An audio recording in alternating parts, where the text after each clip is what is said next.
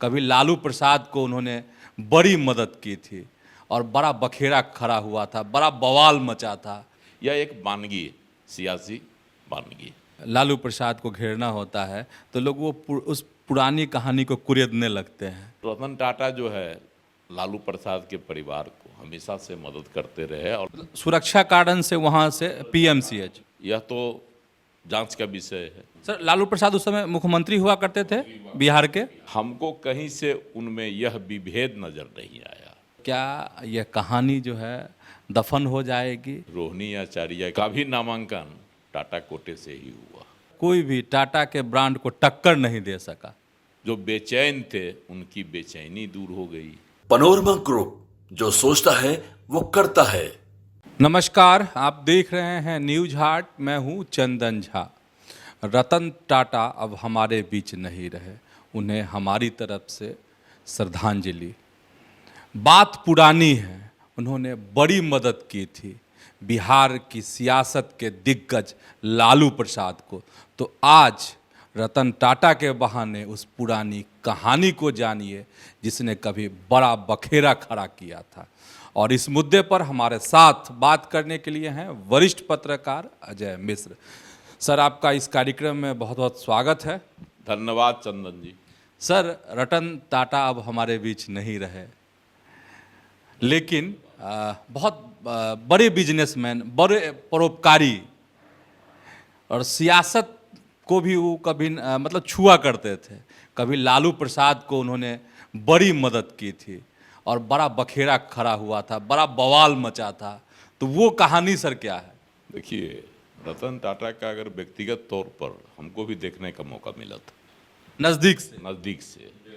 कलकत्ता में टाटा का एनुअल ये होता है मार्च महीने में फंक्शन। उसमें उनके साथ जो है ना भेंट मुलाकात हुई, कार्यक्रम था, वहाँ गए हुए थे हम। उस समय आज अखबार में थे जमशेदपुर में, 94 की बात, 1994 की। तो भेंट हुई थी। स्वभाव से बहुत बेचारे सरल, विनम्र। तो पैसे का घमंड नहीं, बड़ा बिजनेसमैन होने का कोई गुमान नहीं। और पत्रकारिता में देखा जाता है कि वो बड़े अखबारों के हैं, छोटे अखबारों के हैं, हिंदी के हैं, ब्रांड का साइज देखा जाता है। हाँ, हिंदी के हैं, अंग्रेजी के हैं, लेकिन हमको कहीं से उनमें यह विभेद नजर नहीं आया। एक रूपता थी, वो हिंदी से है तब भी, अंग्रेजी से है तब भी, लेकिन जो बड़े पत्रकार थे उनकी एक अपनी पहचान होती है। हम लोग हिंदी अखबार से थे, जमशेदपुर से गए थे, उनके शहर से गए थे। जमशेदपुर माने टाटा नगर, टाटा का शहर गए थे।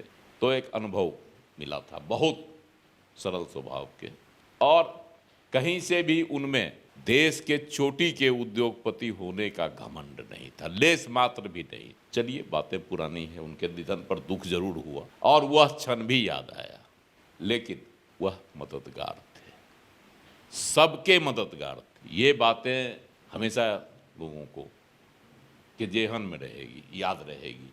और सभी पत्रकारों से एक ढंग से बात करते, मतलब समान व्यवहार। लगता ही नहीं था कि इतना बड़ा पत्रकार अधिक उद्योगपति हों। हिंदी नहीं जानते थे, लेकिन जब कहा, उनको बताया लोगों ने, टाटा टेल्को के पीआरडी के, तो उन्होंने दुभाषिया रखकर हमसे हिंदी में बात की। मैं हिंदी में बोलता था, वो अंग्रेजी में जवाब देते थे, और बीच के दुभाषिया हिंदी अंग्रेजी का ट्रांसलेट करते थे। जो बहुत पुरानी बातें हैं। बात चली तो एक घटना और याद आ गई। बात 1993 की है, 1993 की।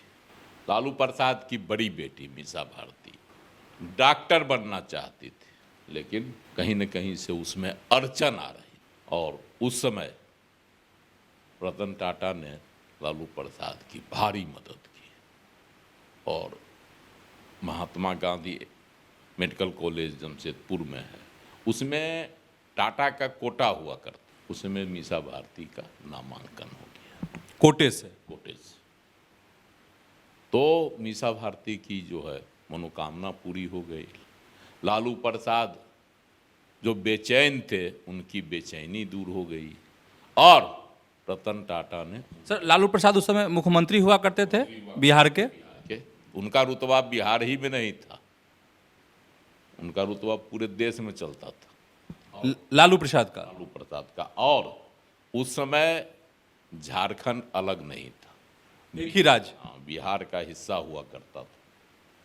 तो स्वाभाविक था कि जब जमशेदपुर, चाहे झारखंड के जितने भी औद्योगिक घराने थे, उनके प्रमुखों पर लालू प्रसाद का प्रभाव था और रतन टाटा ने खुलकर मदद की। उस क्षण को भुलाया नहीं जा सकता। बाद में मीसा भारती का ट्रांसफर पीएमसीएच में करा दिया गया, राज्य के बड़े मेडिकल कॉलेज में पटना में, और वहाँ से वह जो है टॉपर की डिग्री ली। सुरक्षा कारण से वहां से पीएमसीएच लाया गया था, ट्रांसफर करा दिया गया। और उनकी टॉपर की डिग्री पर ही जो है सुशील मोदी सवाल खड़ा करते थे, भगवान जाने। यहीं पे बखेड़ा खड़ा हुआ था, सियासी बखेड़ा। हुआ था। बार बार उसको आवाज़, खास करके कोरोना काल में जो है ना, वो ज़्यादा इस पर हंगामा किए थे।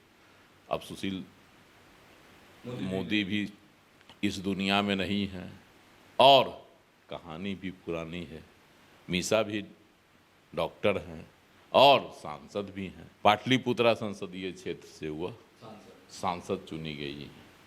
बात पुरानी है। उतना ही नहीं, उसी दौरान जो है लालू प्रसाद के खासम खास मंत्री इलियास हुसैन की बेटी आसमा परवीन भी डॉक्टर बनना चाहती थी, उसकी भी मदद रतन टाटा ने की। और वह भी जो है, उसका भी वहीं एमजीएम कॉलेज जमशेदपुर में नामांकन हो गया। चलिए, बातें पुरानी है। 1998 में लालू प्रसाद की बेटी रोहिणी आचार्य के भी नामांकन में टाटा कोटे से ही हुआ। तो रतन टाटा, उस समय राबड़ी देवी बिहार की मुख्यमंत्री हुआ करती थी। तो रतन टाटा जो है लालू प्रसाद के परिवार को हमेशा से मदद करते रहे और लालू प्रसाद का भी रतन टाटा के साथ रिश्ते बहुत घनिष्ठ मधुर थे। तो यह सियासत में भी रतन टाटा रखते थे और जो चाहत रखता था उसकी मदद भी खुलकर करते थे। यह एक वानगी है, सियासी वानगी। अच्छा सर, जब भी मीसा भारती को और लालू प्रसाद को घेरना होता है तो लोग वो उस पुरानी कहानी को कुरेदने लगते हैं। हाँ। एमबीबीएस की पढ़ाई वाली, एमबीबीएस की पढ़ाई को जो है सियासी नज़रिया से देखा जाता है, सवाल खड़ा किया जाता है। अब इसमें सियासत है, सच्चाई है या शगुफा है, यह तो जांच का विषय है। लेकिन मीसा टॉपर हैं अभी तक और उनकी डिग्री मान्य है। सर अब सुशील मोदी भी नहीं रहे जो बार बार इस पर सवाल उठाया करते थे, उनकी डिग्री पर प्रश्न चिन्ह खड़ा किया करते थे, और अब रतन टाटा भी नहीं रहे। तो क्या यह कहानी जो है दफन हो जाएगी या लोग गाहे बगाहे इसको याद करते रहेंगे? देखिए, जब तक रतन टाटा लोगों के जेहन में रहेंगे, याद रहेंगे, कभी अमर रहेंगे, भुलाए नहीं जा सकते। जब भी कोई क्या कहावत है, गाँव में पहले जब हम लोग बच्चा थे उस समय एक कहावत चलती, जूता में बाटा और लोहा में टाटा। दोनों का नाम जो है ना लोग रटते थे। गांव-गांव में समझा जाता था कि लोहा माने क्या, टाटा की कंपनी में बनती है लोहे की जितनी सामान, खुरपी, कोदारी, उस समय तो गांव में रहते थे। क्या कहता है आपको, जो भी सामान होता था लोहा का, सब पर टाटा लिखा भी रहता था, अभी भी लिखा रहता है। खास करके किसानों के उपयोग के सामान, लोगों के उपयोग में। तो यह मान्यता हो गई थी कि लोहा का जो भी सामान मिलेगा, इस्पात का, वह सब टाटा का ही होगा और टाटा का ही सर्वोत्तम होता है। यह पहचान बन गई थी। उसी टाटा घराने के एक मजबूत स्तंभ रतन टाटा थे। सर आगे पता नहीं क्या हो, लेकिन जब तक रतन टाटा रहे दुनिया में, तब तक कोई भी टाटा के ब्रांड को टक्कर नहीं दे सका। हाँ, टाटा का ब्रांड अभी भी है। सबसे विश्वसनीय अगर ब्रांड किसी का है तो वह टाटा का ही माना जाता है। हर चीज़ में, जो भी चीज़ में अभी वह उतरे हुए हैं, बहुत सारे चीज़ों में उतर गए। अब तो स्टील के अलावे खाद्य पदार्थ में भी है टाटा का ब्रांड, है ना। कपड़ों में तो पहले से था, अब भी है, अब तो रेडीमेड कपड़ा में भी टाटा का ब्रांड आ गया। तो बहुत सारे उत्पादों में टाटा का ब्रांड आ गया, जिसकी मान्यता जो है समाज में है। तो आप समझ गए होंगे कि रतन टाटा कितने मददगार थे, लालू प्रसाद को उन्होंने कैसे मदद की थी। तो ऐसे ही जुड़े रहिए न्यूज़ हाट के साथ, देखते रहिए। धन्यवाद, नमस्कार।